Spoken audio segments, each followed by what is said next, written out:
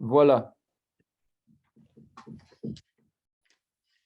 Donc, ici, la question, c'était que dans 2 Rois 13, 17, on devait retrouver le terme qui nous faisait penser au nom de Yeshua. Alors, on regarde le texte en français.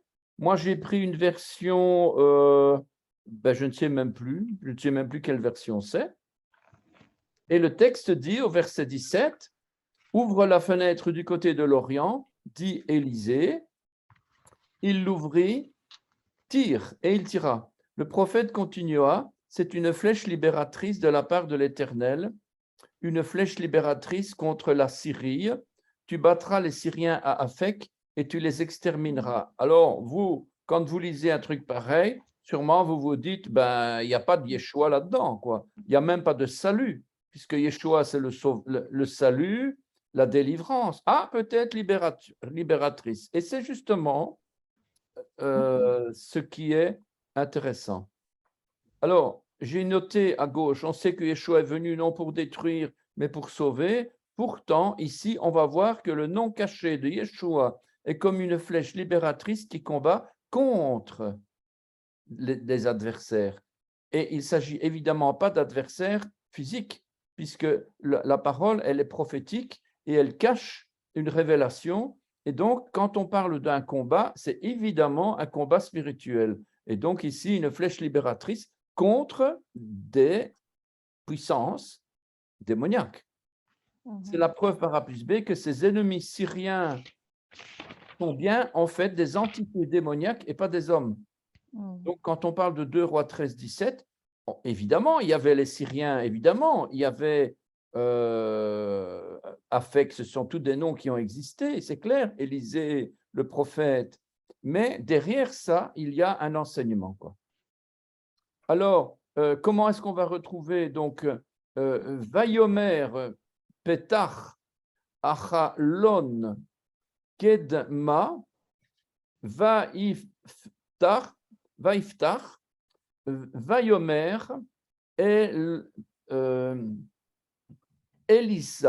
Elisha, donc Élisée, Elisha, Yere, Vayor,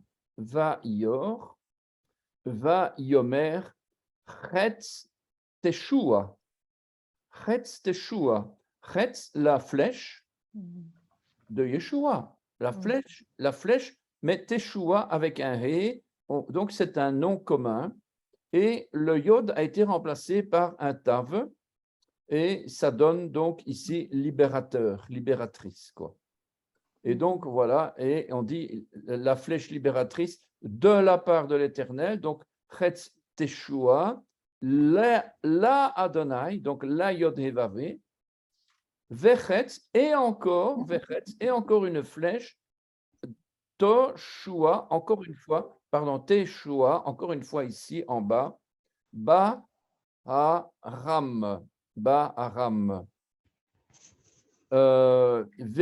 Veikita,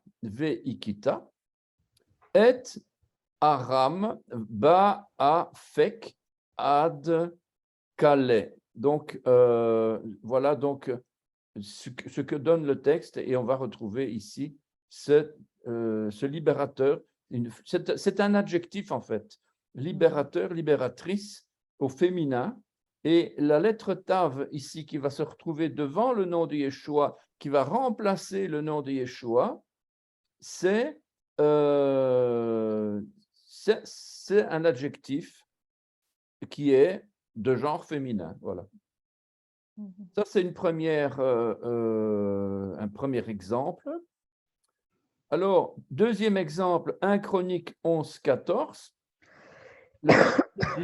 Mais lui prit position au milieu du champ, le défendit et battit les Philistins. Et le Seigneur opéra ainsi une grande délivrance. Quel est le mot qui est utilisé? Eh bien, c'est Teshua Gdola.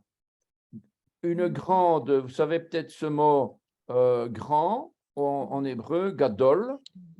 Gadol Adonai, il y a d'ailleurs un chant, Gadol Adonai, etc. Gadol, grand, eh bien ici, l'adjectif grand est conjugué au féminin Et donc, on va avoir Gdola, et ici, Teshua Gdola. Donc, ce n'est pas un grand Jésus, on pourrait dire, hein, mais au départ, c'est une grande délivrance, quoi. Le Seigneur opéra ainsi une grande délivrance. Et bien sûr, cette grande délivrance, comment est-ce que Dieu va l'opérer? Par le bras de l'Éternel. C'est le bras de l'Éternel qui est Yeshua en personne, qui se cache derrière toutes ces transcriptions. Et puis, on a un autre texte dans Ésaïe 25, 9. On dira en ce jour, voici notre Dieu en qui nous avons mis notre confiance pour être secourus. Voici l'Éternel en qui nous espérions. Soyons à la joie et à l'allégresse à cause de son appui. Alors, on retrouve deux mots différents, pour être secouru et à cause de son appui. Alors, à cause de son appui, vous allez me dire, où est-ce qu'il est, Jésus, là-dedans, quoi, hein? Alors, Ve'amar, Bayom, donc on dira Bayom, dans le jour, Bayom, dans le jour. Ahud, Ahou, donc lui là, Ahou, lui là, voici, Iné, voici, Iné, voici, Eloheinu, notre Dieu. Zé, qui vit nous, l'eau, pas le lot, la négation, mais voilà, en lui, en qui nous avons mis, va Yoshienu. Et là-dedans, vous retrouvez Yé. J'essaie de le sélectionner sur un PDF, c'est pas facile. Non, je ne parviens pas à sélectionner. Ah, voilà. Voilà, donc vous avez Yeshua avec une lettre en plus, c'est le Yod. Parce que Yeshienu, il faut une vocalisation qui change puisque c'est notre, c'est nous, pour nous sauver, pour notre salut, quoi, hein. Zé Yod et Vavé, Zé Yahvé, ou Adonai, si vous voulez, ou Hachem, Kivinu lo Nagila Venismeha, Bishuato, Bishuato, dans son salut. Bi, donc c'est la lettre B qui veut dire dans, Yeshua, salut, et To, le sien. Donc, ici, le To, c'est donc, le Taf, c'est un féminin, et le Vav, c'est lui. Donc, voilà. Oui. Alors, je continue. Alors, dans votre Bible, retrouvez le terme qui vous fait penser au nom d'Yeshua. Donc, on continue avec Ésaïe 51, 6. Levez vos regards vers les cieux et contemplez la terre en bas. Car les cieux s'évanouissent comme la fumée, la terre s'en va comme un vêtement usé, et ses habitants meurent comme des insectes. Mais mon salut demeure éternellement et ma justice ne connaît pas de défaillance. Donc, voilà, on est dans Ésaïe, on parle de Jésus. On ne sait pas être plus clair, mais mon Yeshua, Vishuati, Vishuati. Alors, vi, c'est le et, qui a été traduit mais. Bon, on peut, le vav a plusieurs significations. En tout cas, c'est une conjonction de coordination qui relie quelque chose à autre chose. Donc, c'est un et, quoi, hein. Vi, et comme on a un vav au devant, quand on le met devant Yeshua, ben, la voyelle va changer. Donc, c'est plus va, ou vi. Donc, c'est vi, vishuati. Et le ti derrière, c'est mon. Voilà. Dans Psaume 18, 36, on a encore un autre exemple de la présence de Yeshua ici, de manière cachée, bien sûr. Tu me prêtes le bouclier de ton secours, ta droite est mon appui, ta bienveillance fait ma supériorité. Alors, juste pour info, le numéro 36, est-ce que vous le retrouvez quelque part en hébreu? Une question que je pose des fois que vous auriez peut-être la puce à l'oreille. J'ai pas compris la question, Jacques. Le numéro 36, dans le verset, où est-il? Puisque c'est le psaume 18, 36. Oui. Est-ce que vous le voyez?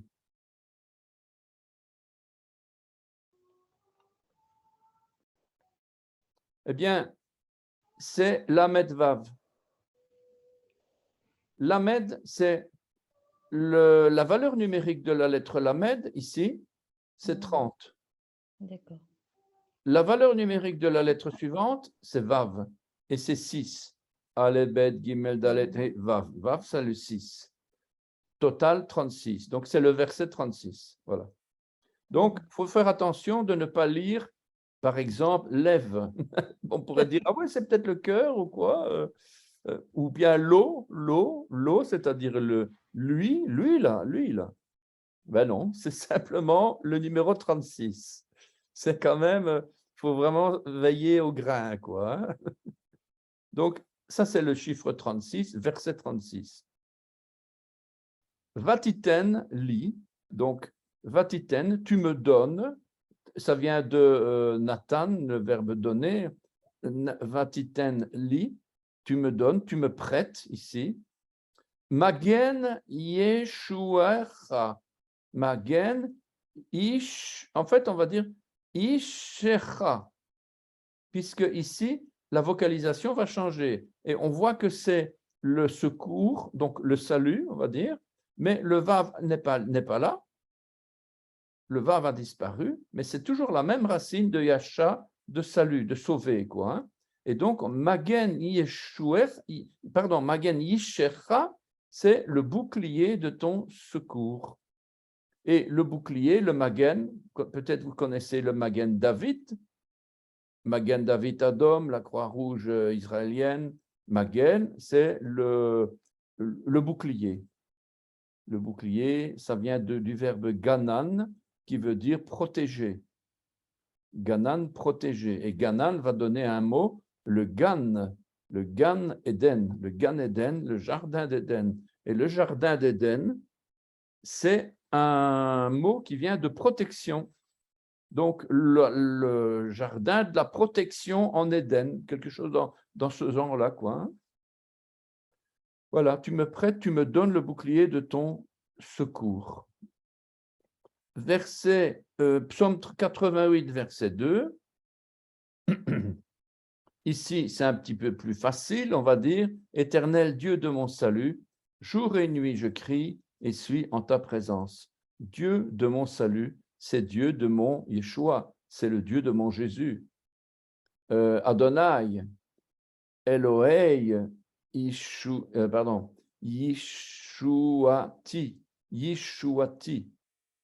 Elohei, Yishuati. Alors, Yom Tsaaketi, Balayela, dans le jour, la nuit, Negdecha. Voilà. Et psaume 91 ou 91, 14, 16, on a deux versets ici. Le premier, on ne parle pas du nom de Yeshua. On parle tout simplement car il connaît mon nom. Car, dit le Seigneur, il m'est attaché, je veux le sauver du danger, je veux le grandir parce qu'il connaît mon nom. Donc, très important pour nous, croyants, c'est que nous devons connaître son nom. Nous devons connaître le nom. Et souvent, oui, moi je connais le nom, c'est Yod Hevavé. Oui, c'est Elohim. Oui, d'accord, mais quel est le nom qui est au-dessus de tout nom et devant lequel tout genou fléchira? C'est le nom de Yeshua. Et donc, le nom de Yeshua, ce n'est pas un nom qui vient tout d'un coup, qui apparaît dans le Nouveau Testament, quoi, hein. Il se retrouve ici, tout simplement, quand on parle de salut. Quand Dieu veut sauver son peuple, c'est le nom de Yeshua qui vient. Donc, on le retrouve à beaucoup d'endroits, hein. Ce n'est pas uniquement les passages que je vous donne ici, hein. Qui yada, car il connaît, yada, du verbe da'at, de connaître, shmi, mon nom, Shem, Les deux premières lettres, c'est Shem, ça veut dire, c'est le fils, un des fils de Noé, quoi. Hein. Sem, Cham, Japhet, Shem, Cham, Yafet, et Shem, c'est le nom, quoi. Hein. Et quand on met un yod derrière, c'est Shemi, ça veut dire mon nom. Voilà, alors il m'appelle et je lui réponds, je suis avec lui dans la détresse, je le délivre et le comble de bonheur. Verset 16, je le rassasie de longs jours et le fais jouir de mon salut. Orech, orech, yamim. Yamim, c'est le yom, le jour au pluriel. Ça veut dire les jours, beaucoup de jours. Orech, donc je le rassasie, yamim, de jours. As bié ou, as bié ou. Donc, ve ar e ou. Donc, je le fais jouir, bishuati, de mon salut. Voilà donc. Ensuite, le psaume 119, 81. Psaume 119, 81. Mon âme languit après ton secours, de nouveau, et c'est en ta parole que je mets mon espoir. Donc ici, on a ici, où est-ce qu'il est, ici, voilà. Lit shuwa techa. Donc, vous voyez bien, il faut un peu le rechercher. Hein. On a la racine de yasha, on a devant un préfixe tav. Devant le préfixe tav, on a un préfixe lamed. Derrière la racine, on a un autre préfixe tav et encore la racine et encore la conjugaison cha de la deuxième personne du masculin singulier. Donc, vous voyez bien que la racine ici a 1, 2, 3, 4 lettres en plus. 2 devant et 2 derrière, quoi. Alors ici, autrement, autre chose, on est dans votre Bible, vous retrouvez le terme qui vous fait penser au nom de Yeshua et vous écrivez, dans Esdras, tout simplement, c'est écrit Yeshua. En noir sur blanc, ici c'est rouge sur blanc, mais c'est écrit noir sur blanc, vous pouvez aller vérifier. Ils revinrent avec Zorobabel, Yeshua, Nehemia, Seraya, Reelaya, Mardoché, Bilchan, Mispar, Bigvai, Reum et Baana, ainsi se chiffraient les hommes du peuple d'Israël. Et donc, dans certaines versions, vous allez retrouver Yehoshua, c'est-à-dire Josué, mais ce n'est pas correct parce que l'hébreu, ce n'est pas Yehoshua, il est écrit Yeshua. Il n'y a pas de tromperie qu'on peut avoir avec l'hébreu. Yeshua, c'est Yeshua, ce n'est pas Yehoshua, quoi. Hein. Dans certaines versions, vous allez voir Josué, par exemple, on va vous traduire ça, Josué, parce que Josué, ça paraît un petit peu moins choquant peut-être pour les traducteurs, mais non, c'est bien Yeshua. Et le même passage dans Néhémie 7, les deux là, Esdras et Néhémie, ils étaient bien connectés, ces deux-là. Donc, ils revinrent avec Zorobabel, de nouveau Yeshua, et je crois que c'est les mêmes personnes, sauf peut-être l'écriture. Néhémia est là, Seraya et Azaria, Rahamia, non, ce n'est pas les mêmes personnes. Apparemment, ce n'est pas les mêmes personnes. Bilchan, il est là, Misperet, Mispar, Bigva, il est là, Reum et Baana sont là. Donc, il y a quelques différences, quoi. Ainsi se chiffraient les hommes du peuple d'Israël. Voilà donc, vous voyez bien que ce sont des choses quand même importantes pour bien réaliser que le nom de Yeshua, on le retrouve à plusieurs endroits. Je regarde si James, il est là parce que...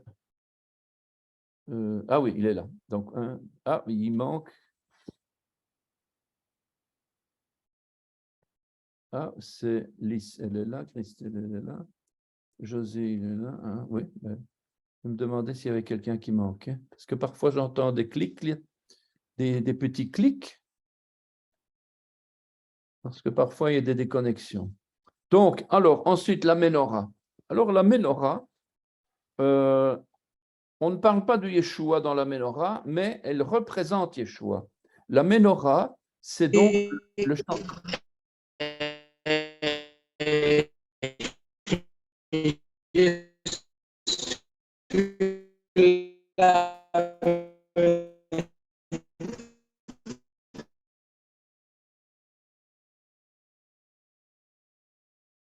Il y a eu du bruit là.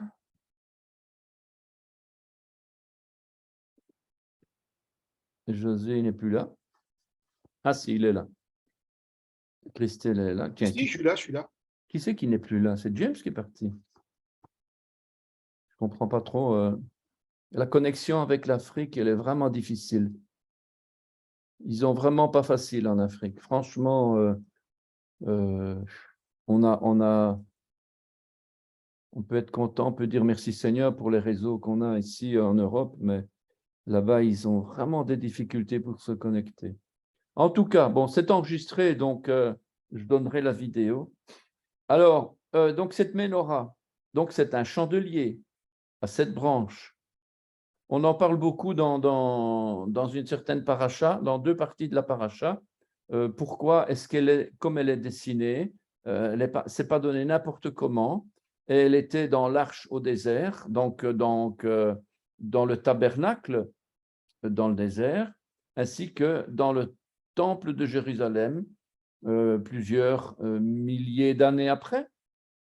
Pour bien dire, ben, ça fait de 1000 ans après.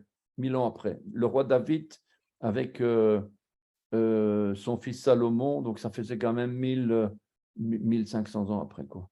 Alors ça, c'était vraiment le temple, le premier temple de Salomon. Et là, donc, c'était plus dans le désert, là, c'était vraiment en dur. Alors, c'est un des symboles prophétiques les plus importants. Elle était placée dans le lieu saint et avant le lieu très saint. Fondue en une seule pièce et en or pur, elle avait une branche centrale et 3 de chaque côté. Elle devait brûler sans cesse et le nettoyage des tubulures se faisait chaque soir par les Lévites. Les Lévi'im, Lévites, c'est Lévi'im. Il y a les passages ici à votre disposition. Donc, Exode 25, 31, j'en ai préparé un. Est-ce qu'il est celui-là?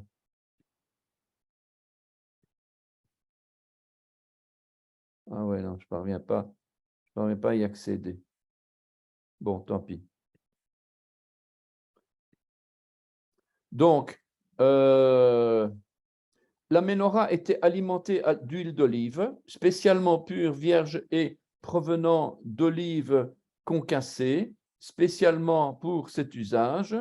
Donc, Exode 25, 27, 20 à 21. Le mot, donc chandelier, c'est menorah. Menorah, donc même nun, vav, resh, he, dans laquelle en rouge, vous avez même nun et resh, manar, qui veut dire, en fait, c'est un mot chaldéen, ça veut dire feu ou bougie. Ça signifie donc, et on retrouve cette même expression dans Daniel 3,6, Noura Yakideta, feu ardent, feu ardent. Il ne faut pas confondre la menorah, chandelier à 7 branches, ordonné par l'Éternel pour le tabernacle, avec ce qu'on appelle la Chanoukia. Aujourd'hui, dans beaucoup de synagogues, comme il n'y a plus de temple, il n'y a plus de raison d'aller utiliser un chandelier à 7 branches, puisque le chandelier à 7 branches, c'est un commandement de Moïse, enfin que de Dieu à Moïse, pour allumer le chandelier à 7 branches dans le tabernacle, c'est-à-dire dans le temple. Comme il n'y a plus de temple, on ne brûle plus de chandelier. On brûle une chanoukia qui est différente. C'est quoi la chanoukia? C'est un chandelier à 8 branches, plus une 9e destinée à son allumage. Et elle rappelle la victoire de Judas Maccabi sur Antiochus Épiphane en 165 avant Yeshua Mashiach, avant Jésus-Christ. Alors, cette menorah a cette branche, donc le chandelier, le vrai chandelier, typifie le Messie Yeshua. En effet, elle représente les 7 flammes du nom de Yeshua de Ésaïe 11.1. Un rameau sortira du tronc d'Isaïe, un netzer, donc un rejeton, naîtra de ses racines, l'Esprit de l'Éternel reposera sur lui, esprit de sagesse, d'intelligence, de conseil, de force, de connaissance et de crainte de l'Éternel. C'est bien Yeshua qui est la lumière du monde. Dans Apocalypse ou dans le livre de la Révélation, il est représenté par et derrière la menorah, dont les 7 lumières représentent les 7 keilot, les 7 églises, les 7 assemblées. Apocalypse 1, 12 à 16 et Apocalypse et 20. Alors, enfin, ce chandelier ou cette menorah est aujourd'hui le symbole prophétique par excellence, une menorah gigantesque. Si vous avez déjà été en Israël, devant la Knesset, donc devant le Parlement européen, vous avez une très grande menorah en dur, et le blason du pays d'Israël, et le blason, donc devant le... Donc, on a une menorah gigantesque qui se trouve devant la Knesset et le blason du pays d'Israël est un chandelier encadré de 2 branches d'olivier, Israël et l'Église, des gentils issus tous deux de l'olivier biblique. Lire Zacharie 4, de 2 à 3 et Romains 11, de 16 à 24, comme on en parlait tout à l'heure avec José. Donc, l'olivier franc et l'olivier sauvage qui est greffé sur l'olivier franc. Donc, c'est une représentation que l'on retrouve dans la menorah, quoi. Dans la menorah du Parlement, qui est devant le Parlement israélien, quoi. Alors, pour conclure, il semble bien que l'apôtre Pierre, il faisait allusion prophétiquement à Yeshua, la menorah, lumière d'Israël. Dans son texte de 2 Pierre 1, 19, il disait « Et nous tenons pour autant plus certaine la parole prophétique à laquelle vous faites bien de prêter attention, comme à une lampe qui brille dans un lieu obscur, jusqu'à ce que le jour vienne à paraître. Lorsque viendra le retour de Yeshua, lumière du monde, à Jérusalem, la réalité aura rejoint le symbole de la menorah. Pour l'instant, nous vivons dans le prophétique, mais un jour, le prophétique deviendra réalité. Donc, il faut quand même bien se rendre compte qu'on ne va pas vivre éternellement dans le prophétique. Donc, et c'est ça que Paul Guénassia, il est décédé déjà il y a quelques dizaines d'années, donc c'était le fondateur de l'Assemblée messianique de Paris, de l'Assemblée messianique Beth Yeshua de Belgique, de Bruxelles, et de l'Alliance francophone des Juifs messianiques qui a existé pendant plusieurs années. Aujourd'hui, elle a été un peu abandonnée, on va dire. Normalement, c'était Jacques, comment il s'appelle, le pasteur d'Israël. Il va s'en occuper, il ne s'en occupe plus. Bref, il n'y a plus tellement d'alliances francophones. Aux États-Unis, les alliances, elles sont extrêmement puissantes. Les fédérations, les congrès, etc. On sait toujours se retourner pour se tourner vers quelqu'un parce que les assemblées se partagent entre elles la foi, le témoignage et la présence de Yeshua, etc. Mais en France, et en tout cas dans les pays européens francophones, il n'y a rien du tout. Donc, nous sommes un petit peu laissés à l'abandon et c'est pour ça que c'est parfois compliqué de vivre sa foi sans qu'il y ait quelque part une rencontre annuelle ou des assemblées messianiques. Voilà. On a des rencontres qui se font en Angleterre, mais ce n'est pas francophone, quoi. C'est avec les Anglais, les Hollandais, les Allemands, les Suisses, et c'est chaque fois, voilà. Donc, en français, il y avait cette alliance avant. Mais bon, voilà, c'est tout ça pour vous parler de Paul Guénassia, quoi. Alors, un deuxième exercice, c'est maintenant que vous avez appris à retrouver dans votre Bible le nom de Yeshua visible dans les mots salut, délivrance, victoire, et peut-être même essayez maintenant le travail inverse. Retrouvez dans les textes hébreux qui suivent le nom de Yeshua en le surlignant en jaune, comment ce nom est-il traduit dans votre version. Alors, on reprend Ésaïe 52, 10. J'ai fait un copier-coller du passage. Voilà, donc il fallait trouver ici Yeshua. Et que dit le texte en français? L'Éternel découvre le bras de sa sainteté aux yeux de toutes les nations, et toutes les extrémités de la terre verront le salut de notre Dieu. Donc, Yeshua, avec un tav à la fin, Yeshuat Eloheinu. Yeshuat Eloheinu. Donc, c'est un état construit. Qu'est-ce que c'est un état construit? Ce sont deux mots liés par un lien. Ici, il n'est pas mis, mais parce qu'il y a la lettre Tav. On va dire d'ailleurs Yeshua Eloheinu. Yeshua Eloheinu. Donc, on lit le salut de notre Dieu en un mot, quoi. Hein. C'est pour ça qu'on dit un état construit. Alors, le suivant, de nouveau pareil, Ésaïe 49, verset 6, on a le texte qui dit, il dit, c'est peu que tu sois mon serviteur pour relever les tribus de Jacob et pour ramener les restes d'Israël. Je t'établis pour être la lumière des nations, pour porter mon salut jusqu'aux extrémités de la terre. Alors, je vais le lire à partir du point virgule. Unetaticha leor goïm, donc les nations. Leor, donc leor, or c'est la lumière. Goïm. Liriot, Yeshuati, donc mon salut. Ad, donc jusque. Ketsa, Ketse, les extrémités, à Aretz, donc de la terre. Ensuite, un autre texte, 1 Samuel 19, 5.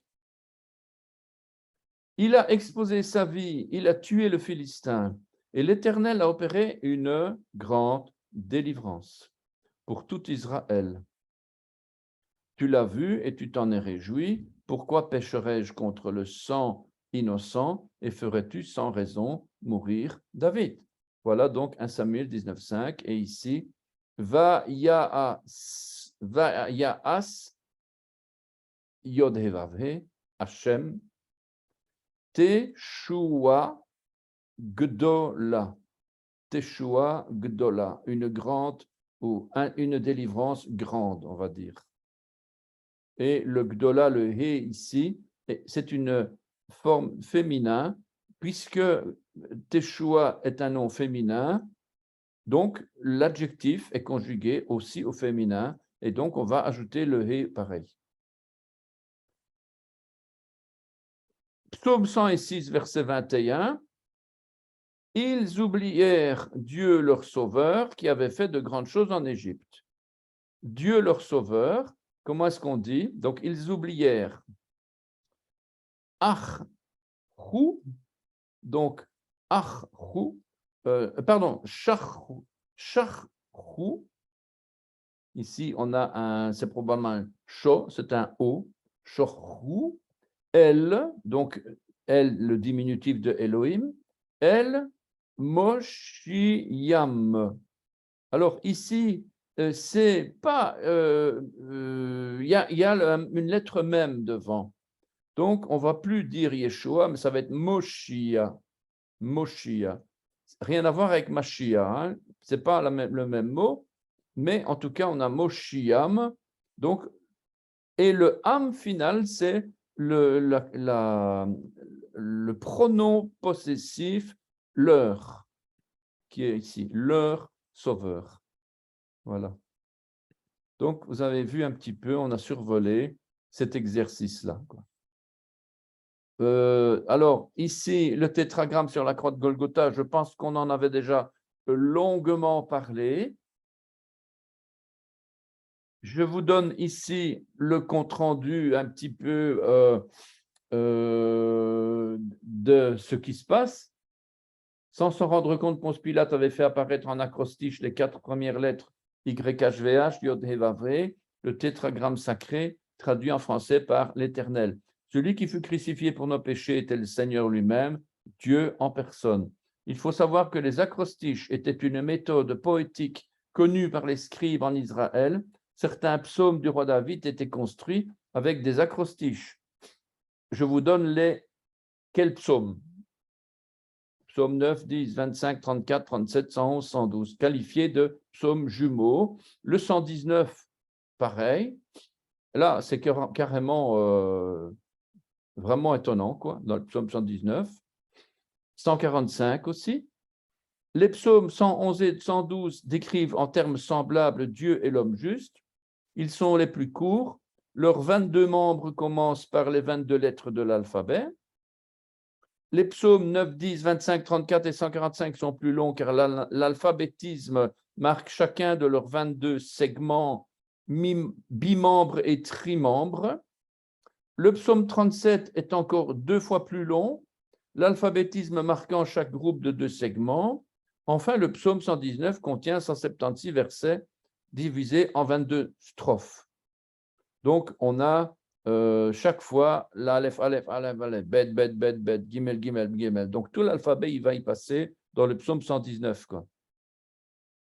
Une pour chacun des 22 caractères que compte l'alphabet hébreu. Dans le texte hébreu, chacun des 8 versets de chaque strophe commence par la même lettre hébraïque. Cette caractéristique n'a pas été maintenue dans le texte grec de la Septante, puis dans le texte latin, si ce n'est que de nombreux manuscrits ont placé en tête de chaque strophe le nom de la lettre hébraïque correspondante, par exemple Aleph pour la première strophe, Tav pour la dernière, et ainsi de suite.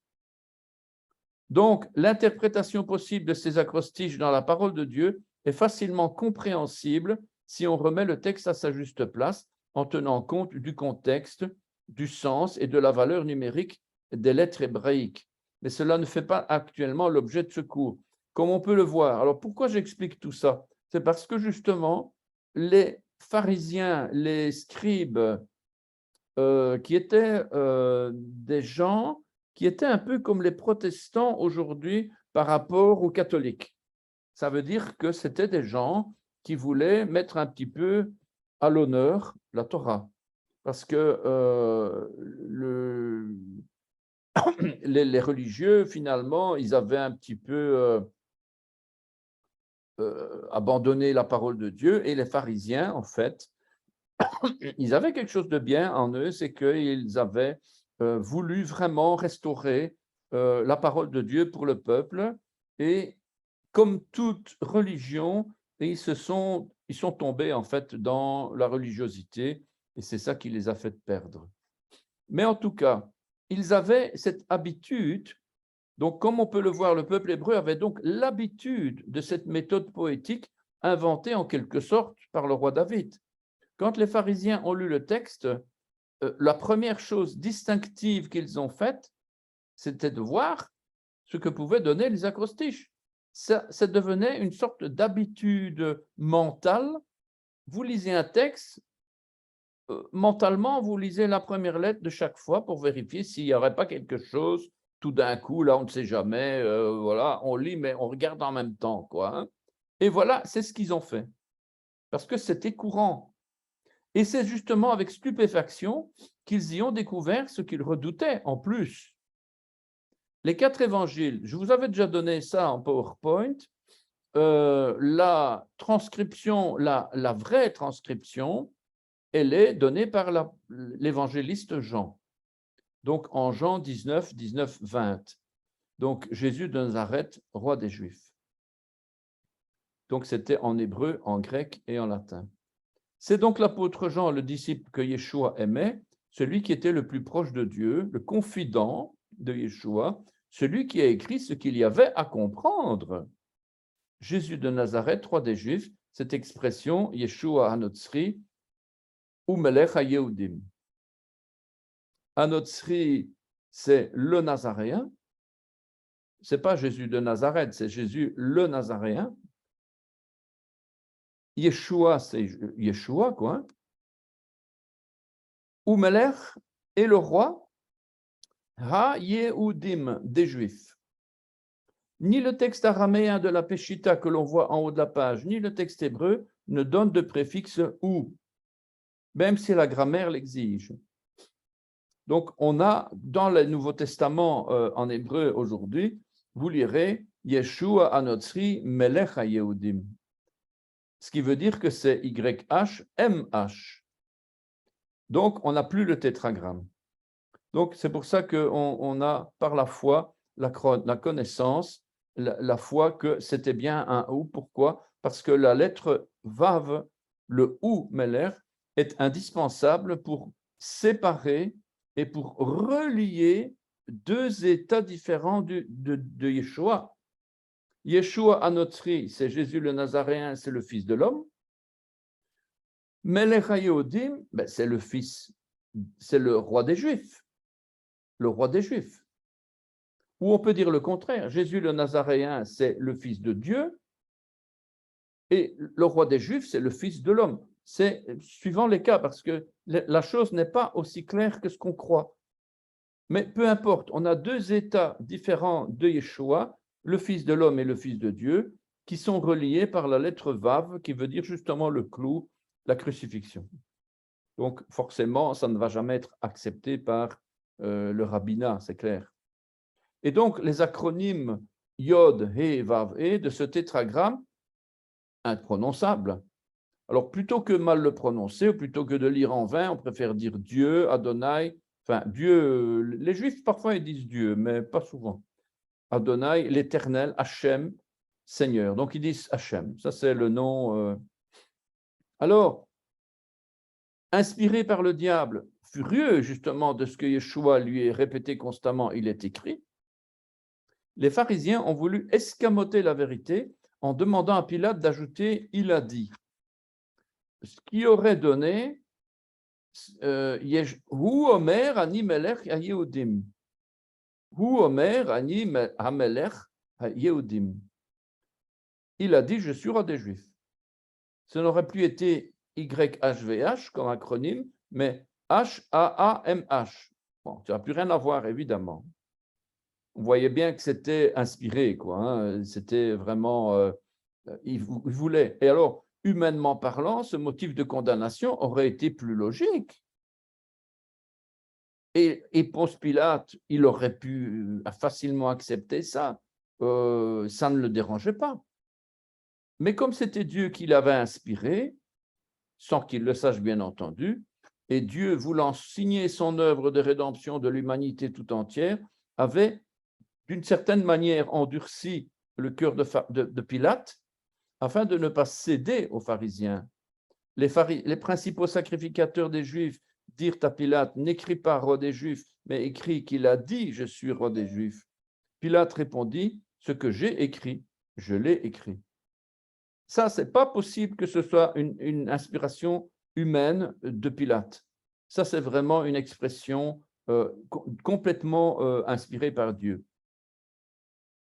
Voilà, donc là, on a fini ce passage-là. J'ai d'autres exercices de traduction, comme on l'avait vu. Ça, c'est les réponses. Je ne sais pas si vous avez eu l'occasion de regarder les documents. En tout cas, ici, le shalom, Shin, Lamet, Vav, n'oublions pas le Vav est le même, Sophit, qui veut dire la paix, mais qui veut dire aussi accomplissement, qui veut dire aussi rachat, etc. quoi. Yeshua, c'est Yeshua, j'ai plus besoin de le redire. Le tétragramme, c'est l'Éternel. Ivrit, c'est tout ça, normalement, ça vient du document. Donc,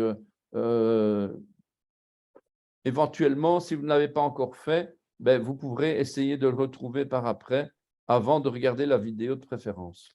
Donc, Ivrit, hébreu, Ménorah, chandelier, Meler, roi, Moïse, Moshe,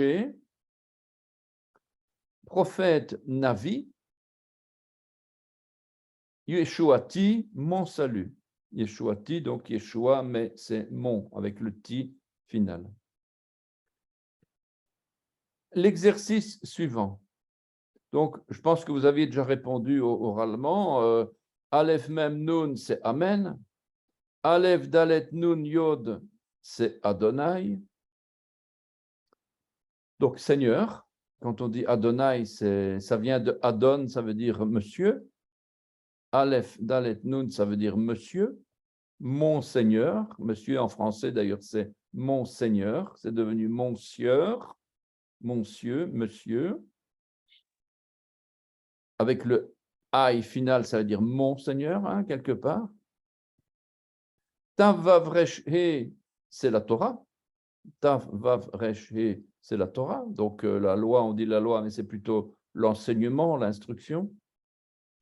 Shin Nun He, c'est Shana, l'année. Tet Vav Vet He, Tet Vav Vet He, c'est Tova. Shana Tova, bonne année. Tova, ça vient de Tov, ça veut dire bon. Il y eut un soir, il y eut un matin, et Dieu trouva que c'était bon, et il dit Tov. Aleph Bet Aleph, Abba, Père. Voilà, donc l'exercice suivant, bon, comme c'est les corrections, je vous les lis, mais si éventuellement plus tard vous aviez, parce que j'aurais bien voulu que José nous montre, ou vous montre à vous, comment il a fait. Parce qu'il m'a répondu par email, ou plutôt non, il a répondu dans le programme, dans la plateforme d'Hébreu, et il a scanné. Si tu peux expliquer peut-être. Ben ouais, je suis parti directement sur le site donc Beth Yeshua avec les cours. Je suis parti sur le cours et quand j'ai fait commencer, donc j'ai commencé le cours. Moi, j'avais déjà imprimé les feuilles pour les écrire, donc je les ai écrits et une fois que j'ai fini de mes exercices, je les ai scannés et je suis reparti sur le module et j'ai cliqué sur message, comme si je voulais t'envoyer un message. Et dans le carré où il y a le message, j'ai double-cliqué et dedans, il y a un truc où on peut télécharger.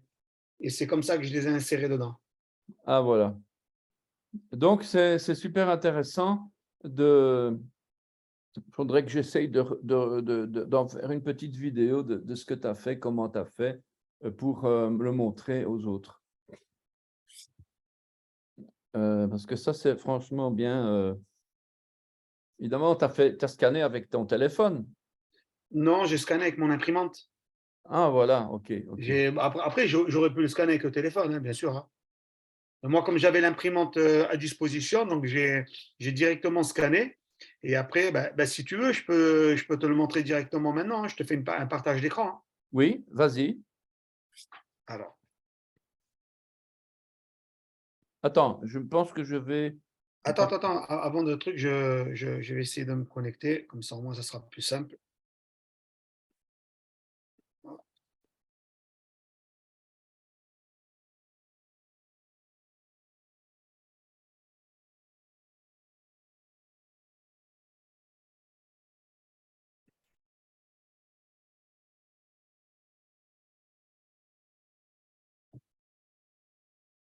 Je cherche. Là, je vais directement sur le module, hein. Attends.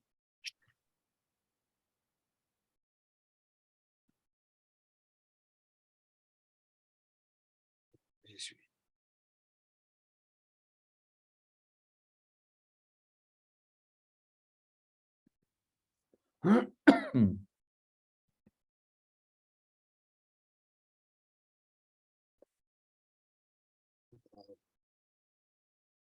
Donc là, c'est bon. Donc là, attends, je reviens. Hop, partage mon écran.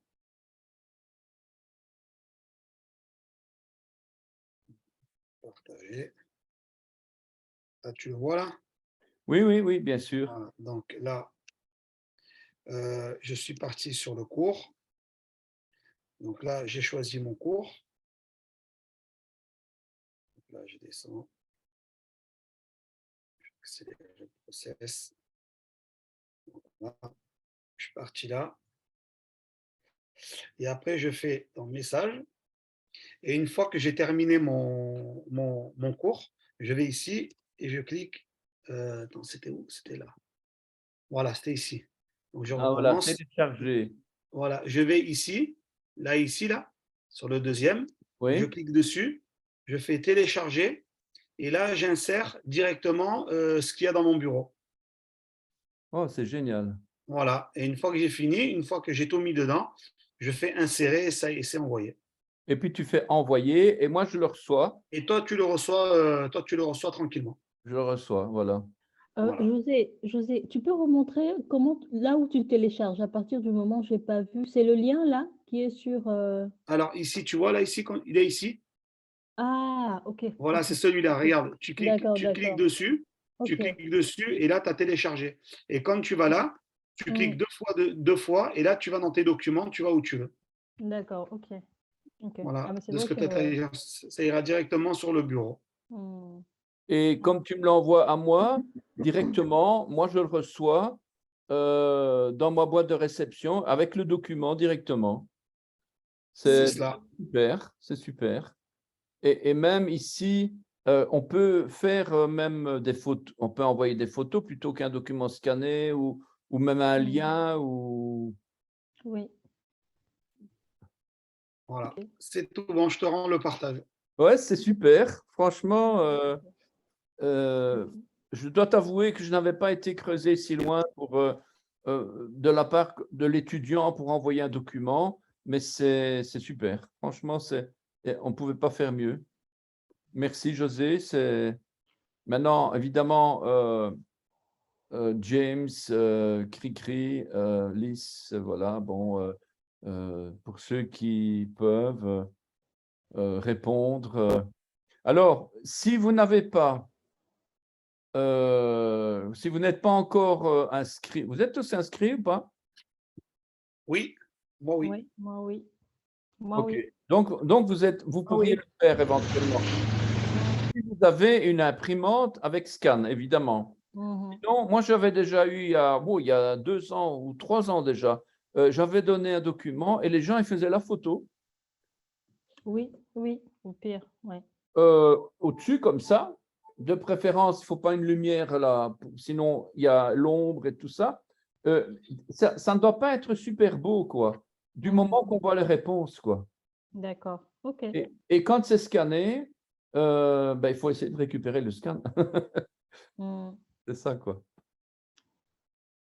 Moi, je l'ai fait directement sur mon cahier. Bon, maintenant, ça va plus se voir parce que j'ai annoté un peu sur ton truc, parce que j'ai eu un problème avec mon imprimante.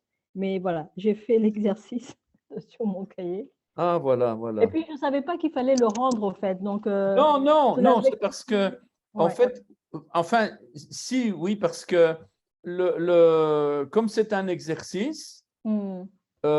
pour que je puisse, si Voir on le veut niveau. valider d'une certaine manière, on Ok. n'est pas l'UNIF ici, hein, pour valider Ah, ou pas c'est vrai. valider, hein, mais Mhm. c'est pour voir si c'est bon, quoi.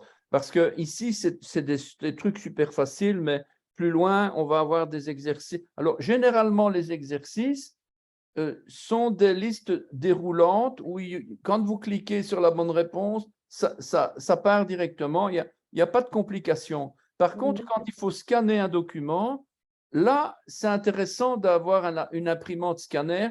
Mais si vous ne savez pas le faire, parce que je ne sais pas, James, si tu en as une ou pas, ben, avec le téléphone, ça marche aussi, quoi. Par WhatsApp aussi, hein, si le programme ne fonctionne pas ici, parce que je sais que parfois le réseau et tout ça, ce n'est pas évident, Mhm. ben, on utilise WhatsApp ou un autre système. Il n'y a pas que les emails aujourd'hui, donc voilà quoi. Ok. Alors, je reprends mon document, si je le retrouve. Voilà. Il n'est pas fini. Ah si, il est fini. Il est fini. Alors, je vous avais envoyé d'autres documents.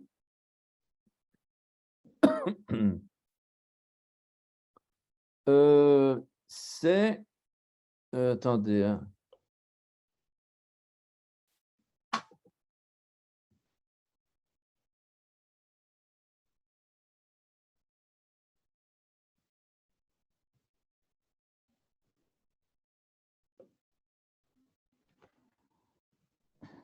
Ouais, je vais devoir retourner.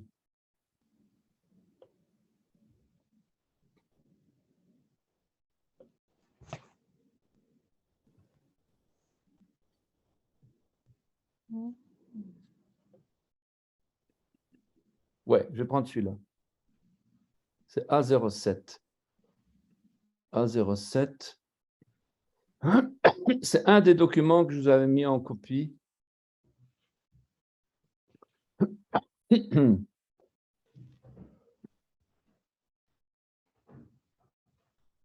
Kita A07. Alors, c'est avec les voyelles.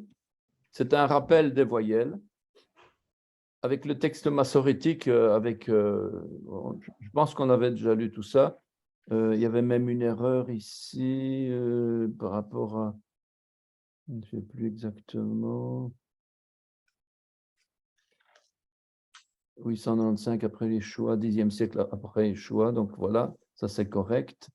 Voilà l'histoire des massorètes.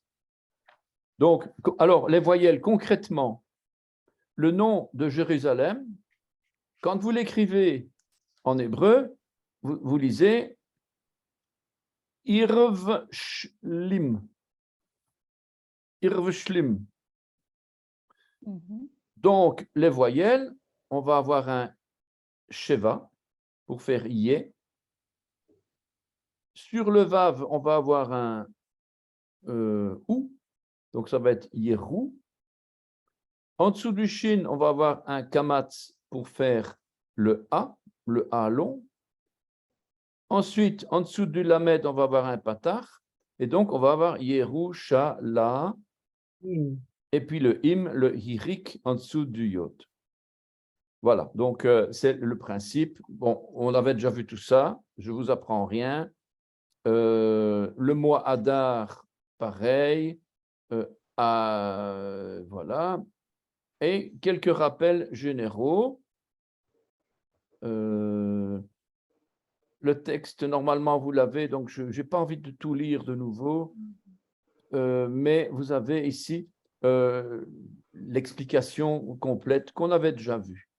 Donc, on a le A, le Kamatz ou le Patar, le Tséré ou le Ségol, le Hirik ou le Hirik Gadol, le Kubut ou le Shuruk, le Cholam ou le Cholam Malé, que l'on appelle, tout ça, on appelle aussi pleinement écrit ou voilà. Donc, c'est Yod pleinement écrit, Vav pleinement écrit. Eh bien, ici, on va dire Cholam Malé. C'est une autre façon de prononcer les choses. Voilà. Et quand on n'a pas de son vocalique, c'est-à-dire qu'on appelle ça un Sheva quiescent. Un Sheva quiescent, c'est un Sheva muet. Ou alors, ça peut être un Sheva voisé. Alors, c'est un Sheva que l'on entend. Eh bien, alors, ce sont deux points, l'un au-dessus de l'autre, que l'on place sous la consonne au début ou au milieu du mot. Et puis, on a les Khatafim. Les Khatafim, c'est pour des raisons phonétiques, on note aussi parfois des Sheva composés. Et le Khataf Patar va être très court, c'est-à-dire qu'on va avoir un Sheva et un Patar à côté. Puis le Khataf Ségol, c'est un Sheva avec un Ségol à côté. Et le Kamatz, un Sheva avec un Kamatz à côté, ça va devenir un O. Donc, Cha, Pré, Ho. Ensuite, on avait vu, je pense que j'en avais aussi parlé, que le Patar à la fin, sous un Chet ou bien sous un Aïn, vont être prononcés, parce que normalement, on prononce d'abord la consonne et puis la voyelle. Tandis qu'ici, ça va être le contraire. On va prononcer d'abord la voyelle et puis la consonne. On dit roua, ch. Se reposer, noua, ch. noir. OK? Donc, ça, c'est un patach furtif. L'alphabet, je passe. Tout ça, je passe. On l'avait déjà vu. Alors, ici, l'exercice de lecture à votre disposition. Vous prenez une bande ou une feuille de papier pour cacher les réponses de droite avec votre latte ou une feuille de papier. Arrivez à la fin de la liste, vérifiez et comparez. Donc, on avait vu ça sur l'écran. Un puits, Gévé. Un habit, Beged. L'amour, Ahava. Un juif, Yehudi. Une maman, Ima. Moi, je, Annie. Un ananas, un chapeau, Kova. Une pastèque, Avatiach. Voilà de nouveau un patak furtif ici. Un pompier, Kabaï. Une roue, Galgal. Une étoile, Kochav. Un éléphant, Pile. Et un vélo, Ofanaim. Voilà, on avait déjà vu tout ça, donc je ne vais pas passer trop de temps. Ici, un œuf, Betsa. On ne prononce pas le yod ici, c'est Betsa. Une bouteille, Bakbouk. Un lion, Arié. Une femme, Isha. Toi, au masculin, singulier, Ata. Ata. David, David. Le loup, Zeev. Et le 1, Echad. Echad. Je passe aussi la lettre Sin et la lettre Shin. Et ici, on va faire un petit exercice. Un petit exercice que il n'est pas impossible que vous connaissiez. Ça dépend de votre, comment est-ce que je vais dire, votre milieu culturel religieux. Chez les chrétiens, ça se peut qu'on chante ça, mais ce n'est pas sûr. Alors, éventuellement, un tour de table pour lire ces mots-là. Et voilà, donc je le mets ici comme ça. D'abord, quelques mots. L'eau, Oui, ça veut dire? Non, je ne sais pas. Voilà, c'est ça, c'est tout ça. simplement. Je crois que tu l'as déjà dit, on l'avait vu dans la liste des vocabulaires. Là, quoi. Oui, voilà quoi. Ok. Le suivant, Im, le suivant.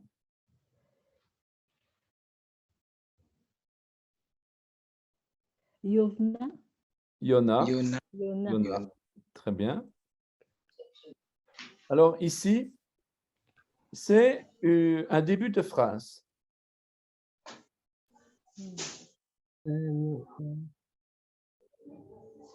Iné, Oui, Inélo, oui.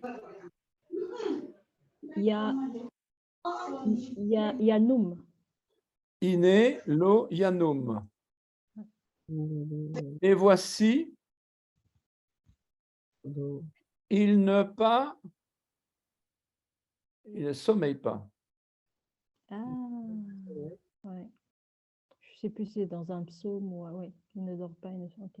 121. Ensuite,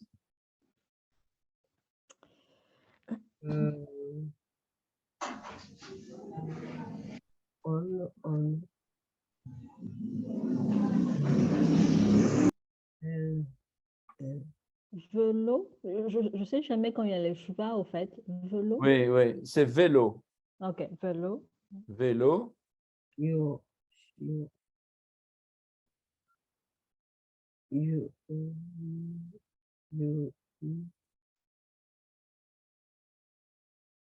Yoshan. Non, c'est pas un noun final. C'est un yishan. Ah oui, c'est bien un noun. C'est Ok. bien un noun. Yishan. Donc, Yishan, il ne ok. sommeille point. Ineloyanum. Vélo, et il ne pas, Yishan, il ne dort pas. Hmm. Ok. Ensuite, Shi-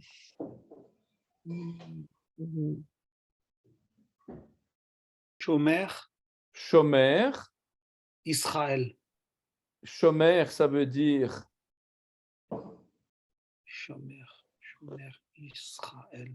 il ne sommeille point, ne dort jamais, celui qui Veille, garde garde. Israël.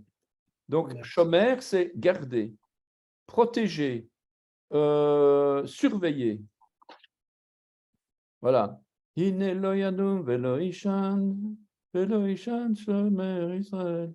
C'est un chant, quoi, un chant messianique. Sha- Hine lo yanum velo ishan shomer Israël. Donc, il ne sommeille point, ne dort jamais celui qui garde Israël. Amen. Bereshit, Bereshit, commencement. au commencement. Shomer,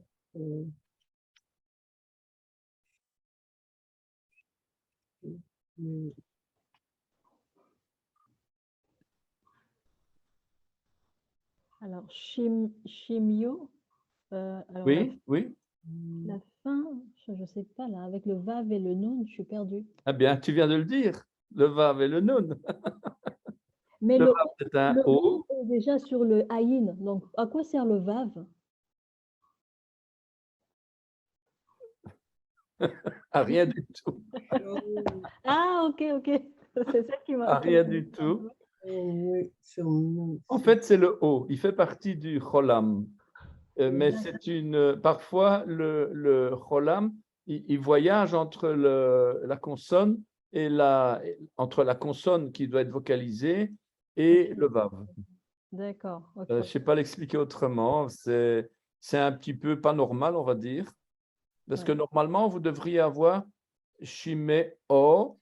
Donc, le Ayin, il n'y aurait rien du tout. Et Mhm. c'est le Vav qui aurait le Exact. point au-dessus, quoi. Exact. C'est pour ça que j'étais un peu embrouillée. Ouais, je sais bien, c'est bien. Je comprends d'ailleurs.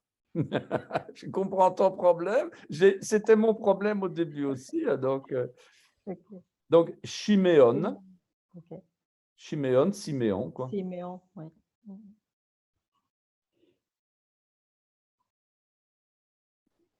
Donc celui-là.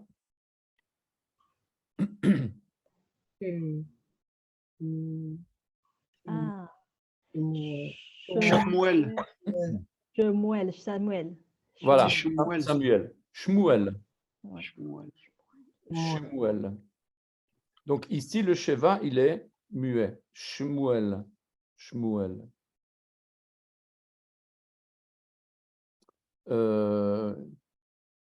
Le Sheva, là, il est voisé, parce que c'est Shiméon. Shiméon, tandis qu'ici, c'est Shmuel. Vous voyez la différence?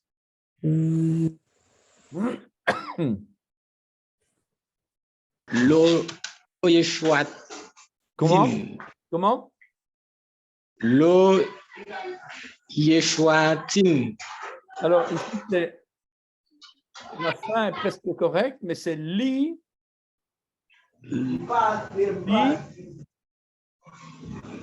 Lishua.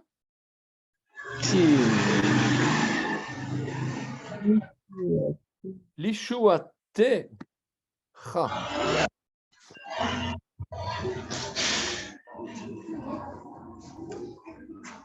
C'est un T avec un E voisé.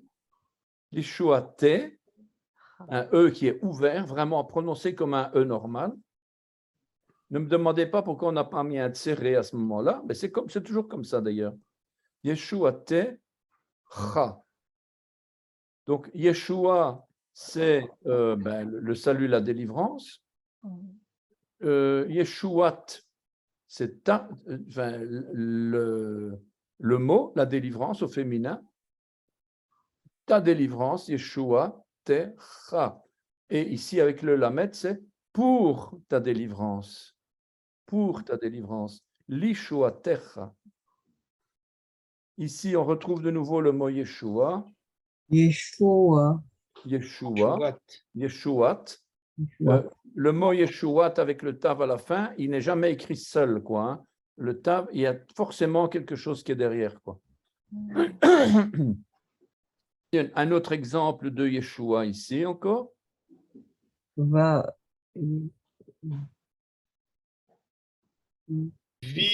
Vishua, Yeshua. Vishua Ted. Tech. Vishua Tech. Bishuatecha. Techa, voilà. Vishua Techa. Voilà une autre forme de Zébi, c'est pas Zébi? c'est la même chose, mais au lieu d'avoir pour ton salut, pour ta délivrance, c'est dans ta délivrance. Bishuatecha. Et il y a une autre voyelle sur le tav, donc c'est Bishuatecha. J'exagère, hein. Lishuatecha, Lishuatecha. Ici, c'est un sheva qui peut être muet. Lishuatecha, Lishuatecha. Tandis qu'ici, il est vraiment entendu là, hein. Bishuatecha. Bishop. Alors, rappelons ici, Na. Yohanan. Yonatan. Na. Ta. Tan. Jonathan. Jonathan. Jonathan. Et enfin, Lève. ça veut dire Cœur. le cœur. Cœur. Ok. Alors, ouais, ça c'est rien, on l'avait déjà vu ça. Alors, on va rentrer, je ne vais pas vous bourrer le crâne, mais quand même déjà un petit peu de notions très simplifiées de conjugaison. De conjugaison, et pas de conjugaison, de déclinaison, d'accord, comment on accorde les mots avec les pronoms. Donc, quand je dis conjugaison, c'est plutôt de la grammaire, quoi, on va dire. Alors, et en même temps, du vocabulaire.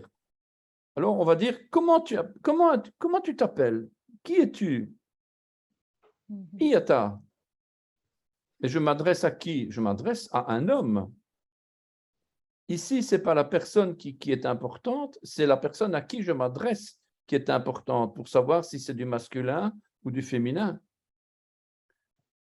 Ce n'est pas quand je dis qui es-tu qu'on va savoir, c'est à qui je m'adresse qu'on va savoir. Et si je m'adresse à un homme, je vais dire miata. Donc mi-ata, aleph, tav, he, miata. Qui es-tu? Si je m'adresse à une femme, je vais dire mi-at, mi-at, aleph, tav. L'alpha et l'oméga, l'aleph, tav. Donc c'est les femmes qui reprennent l'alpha et l'oméga, quoi. Pour essayer de mémoriser l'histoire, quoi, je veux dire. Et puis, je suis le professeur, hein, et je dis Annie Moré.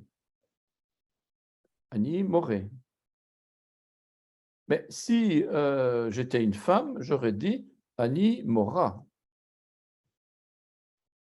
Donc, on aurait exactement les mêmes consonnes, sauf qu'en dessous du resh, ici, que vous voyez, au lieu d'avoir un ségol, j'aurais un patach. Mora.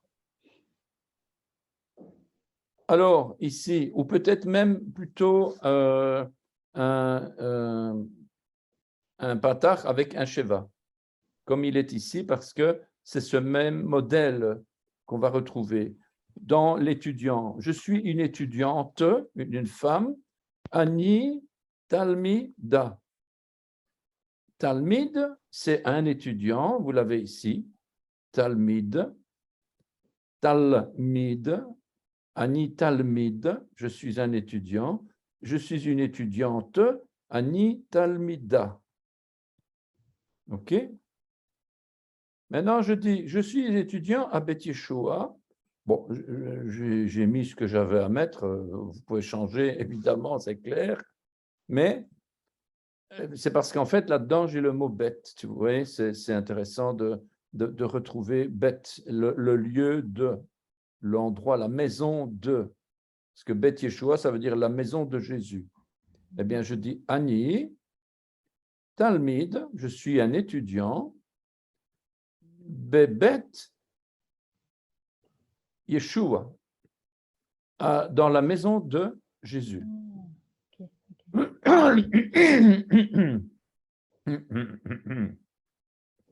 J'ai oublié de prendre mon verre d'eau. Alors, si je dis, mais qui suis-je? Ben, je vais dire Miani.